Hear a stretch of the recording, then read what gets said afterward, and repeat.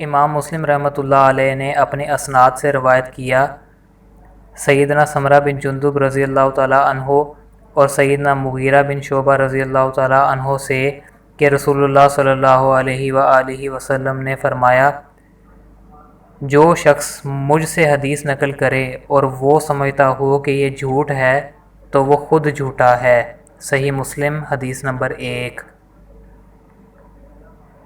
ربی بن حراش سے روایت ہے کہ انہوں نے حضرت علی رضی اللہ تعالیٰ عنہ سے سنا، جب وہ خطبہ دے رہے تھے، کہا، رسول اللہ صلی اللہ علیہ وآلہ وسلم نے فرمایا، مجھ پر جھوٹ نہ بولو، بلا شبہ جس نے مجھ پر جھوٹ بولا وہ جہنم میں داخل ہوگا۔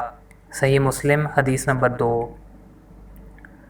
حضرت انس بن مالک رضی اللہ تعالیٰ عنہ سے روایت ہے، کہا، مجھے تمہارے سامنے زیادہ احادیث بیان کرنے سے یہ بات روکتی ہے کہ رسول اللہ صلی اللہ علیہ وآلہ وسلم نے فرمایا تھا، جس نے عمدن مجھ پر جھوٹ بولا وہ آگ میں اپنا ٹھکانہ بنا لے۔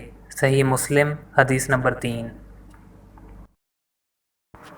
حضرت ابو ہریرہ رضی اللہ تعالیٰ عنہ سے روایت ہے کہ کہا، رسول اللہ صلی اللہ علیہ وآلہ وسلم نے فرمایا، جس نے عمدن مجھ پر جھوٹ بولا وہ آگ میں اپنا ٹھکانہ بنا لے۔ صحیح مسلم حدیث نمبر 4۔ حضرت مغیرہ بن شعبہ رضی اللہ تعالیٰ عنہ کوفہ کے امیر یعنی گورنر تھے۔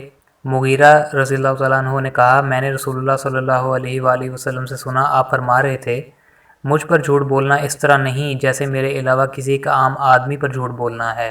جس نے جان بوجھ کر مجھ پر جھوٹ بولا وہ جہنم میں اپنا ٹھکانہ بنا لے۔ صحیح مسلم حدیث نمبر 5۔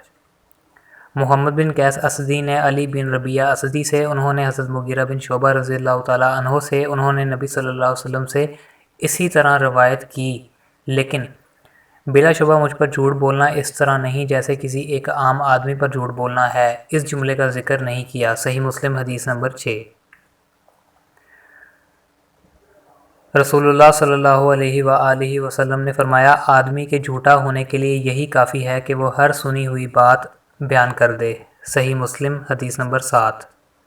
حضرت ابو ہریرہ رضی اللہ تعالیٰ عنہ نے نبی کریم صلی اللہ علیہ وسلم سے اس کے مانند یعنی جو اوپر حدیث گزری ہے ایسی ہی روایت کی ہے۔ صحیح مسلم حدیث نمبر 8۔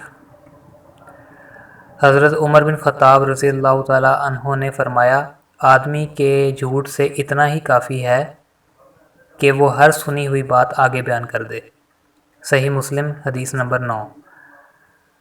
مالک بن انس نے مجھ سے کہا، مجھے معلوم ہے کہ ایسا آدمی سالم نہیں ہو سکتا جو ہر سنی ہوئی بات بیان کر دے، وہ کبھی امام نہیں بن سکتا جبکہ وہ ہر سنی ہوئی بات آگے بیان کر دیتا ہے۔ صحیح مسلم حدیث نمبر 10۔ عبداللہ بن مسعود رضی اللہ تعالیٰ عنہ سے روایت ہے، کہا، آدمی کے جھوٹ میں یہی کافی ہے کہ وہ ہر سنی ہوئی بات بیان کر دے۔ صحیح مسلم حدیث نمبر 11۔ محمد بن مسنہ نے کہا کہ میں نے عبد الرحمن بن مہدی سے سنا، کہہ رہے تھے، آدمی اس وقت تک امام نہیں بن سکتا کہ لوگ اس کی اقتداء کریں یہاں تک کہ وہ سنی سنائی باتوں کو بیان کرنے سے باز آ جائے۔ صحیح مسلم حدیث نمبر 12۔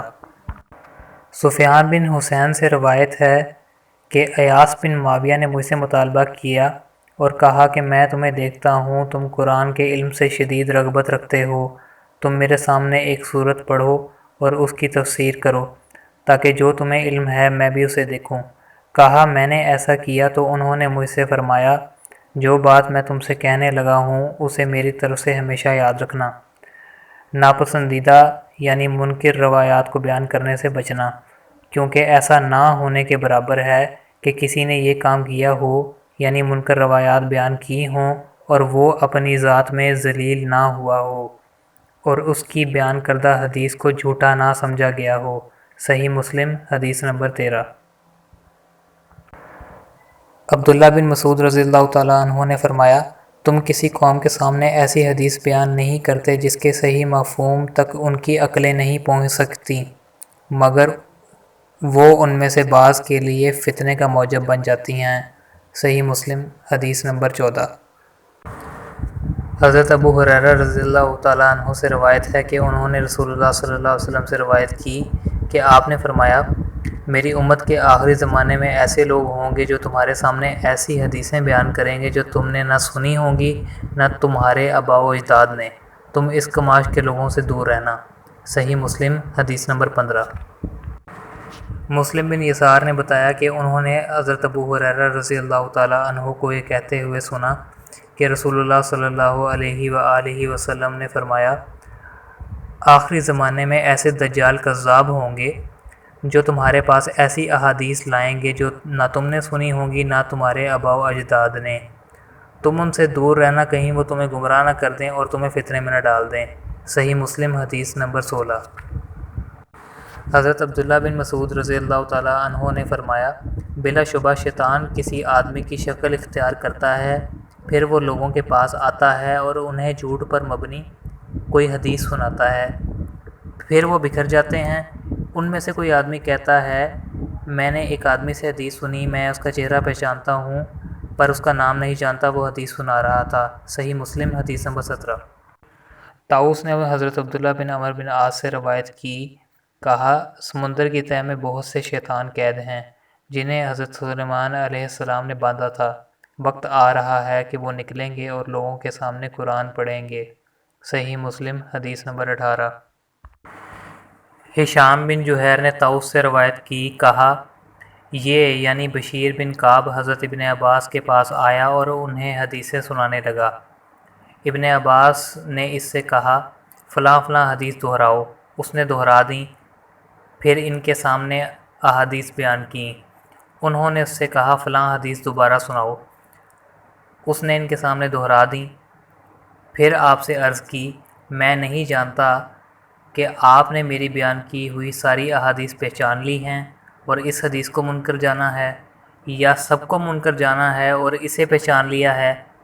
حضرت ابن عباس نے اس سے کہا، جب آپ صلی اللہ علیہ وآلہ وسلم پر جھوٹ نہیں بولا جاتا تھا تو ہم رسول اللہ صلی اللہ علیہ وآلہ وسلم سے احادیث بیان کرتے تھے، پھر جب لوگ ہر مشکل اور آسان سواری پر سوار ہونے لگے، یعنی بلا تمیز صحیح اور ضعیف روایات بیان کرنے لگے، تو ہم نے براہ راست آپ صلی اللہ علیہ وآلہ وسلم سے حدیث بیان کرنا ترک کر دیا۔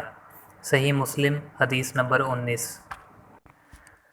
طاؤس کے بیٹے نے اپنے والد طاؤس سے، انہوں نے حضرت ابن عباس رضی اللہ عنہ سے روایت کی، انہوں نے کہا، ہم رسول اللہ صلی اللہ علیہ وآلہ وسلم کی احادیث حفظ کرتے تھے اور رسول اللہ صلی اللہ علیہ وآلہ وسلم سے مروی حدیث کی حفاظت کی جاتی تھی، مگر جب سے تم لوگوں نے بغیر تمیز کے ہر مشکل اور آسان پر سواری شروع کر دی تو یہ معاملہ دور ہو گیا، یعنی یہ بعید ہو گیا کہ ہماری طرح کے محتاط لوگ اس طرح بیان کردہ احادیث کو قبول کر لیں یا پھر اسے یاد رکھیں۔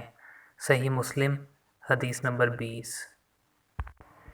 بشیر بن کعب حضرت ابن عباس رضی اللہ تعالیٰ عنہ کے پاس آیا اور اس نے احادیث بیان کرنا شروع کر دیں، کہنا شروع کر دیا، رسول اللہ صلی اللہ علیہ وسلم نے فرمایا، رسول اللہ صلی اللہ علیہ وآلہ وسلم نے فرمایا۔ حضرت ابن عباس نہ اس کو دھیان سے سنتے تھے نہ اس کی طرف دیکھتے تھے۔ وہ کہنے لگا، اے ابن عباس، میرے ساتھ کیا معاملہ ہے؟ مجھے نظر نہیں آتا کہ آپ میری بیان کردہ حدیث سن رہے ہیں، میں آپ کو رسول اللہ صلی اللہ علیہ وسلم سے حدیث سنا رہا ہوں اور آپ سنتے ہی نہیں۔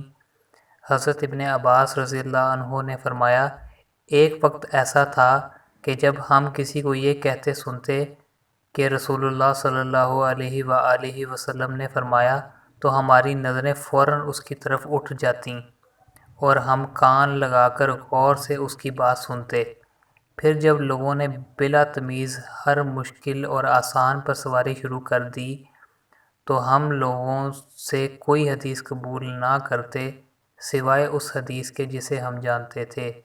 صحیح مسلم حدیث نمبر 21۔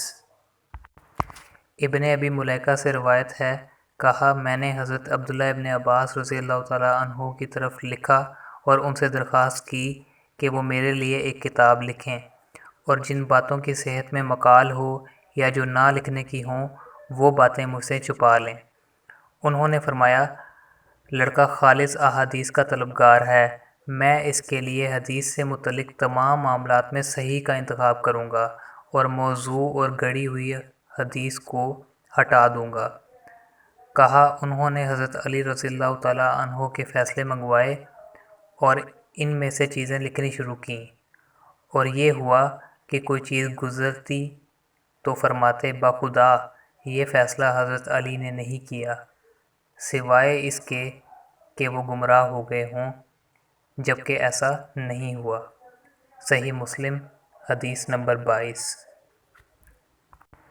حضرت ابن عباس کے پاس ایک کتاب لائی گئی جس میں حضرت علی رضی اللہ تعالیٰ عنہ کے فیصلے لکھے ہوئے تھے، تو انہوں نے اس قدر چھوڑ کر باقی سب کچھ مٹا دیا، اور سفیان بن عیینہ جو کہ اس حدیث کے راوی ہیں، انہوں نے ہاتھ جتنی لمبائی کا اشارہ کیا۔ صحیح مسلم حدیث نمبر 23۔ ابو اسحاق سے روایت ہے، کہتے ہیں جب بظاہر حضرت علی رضی اللہ عنہ کا نام لینے والے لوگوں نے حضرت علی رضی اللہ عنہ کے بعد ان کے نام پر یہ چیزیں ایجاد کر لیں، تو ان کے ساتھیوں میں سے ایک شخص نے کہا اللہ ان لوگوں کو قتل کرے، انہوں نے کیسا عظیم الشان علم بگاڑ دیا۔ صحیح مسلم حدیث نمبر 24۔ عیاش نے ہمیں بتایا، کہتے ہیں میں نے مغیرہ سے سنا، فرماتے تھے حضرت علی رضی اللہ عنہ سے مروی احادیث میں کسی چیز کی تصدیق نہ کی جاتی تھی سوائے اس کے جو عبداللہ بن مسعود رضی اللہ عنہ کے شاگردوں سے روایت کی گئی ہو۔ صحیح مسلم حدیث نمبر 25۔